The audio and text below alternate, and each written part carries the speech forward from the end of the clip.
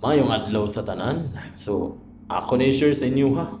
Mao ni hinungdan kung nganong napildi ang mga Hapon sa gubat diri sa Pinas. Tungod aning pagkauna. Bitaw eh. Mao ni siya atong breakfast karon no.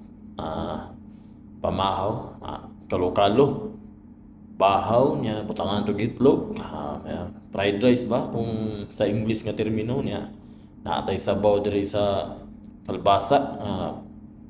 Kay supaka na to baka nya tinuldog ang tawag na to ani sa Bisaya nga termino gyapon no nya kani atong lumpia nga ato ning lumpia nga kinugihan ni nato mikos-mikos kahapon nya karon ato na mo na ni atong panudan. So naot ko nga mag-enjoy mo no anyo nya mo ni sa mga tipid tips dato dire ang mga mag langyaw taning laing lugar. Yan ni ato pamagi. Bahaw nya o unsay mga bahaw nga sudan, sabaw.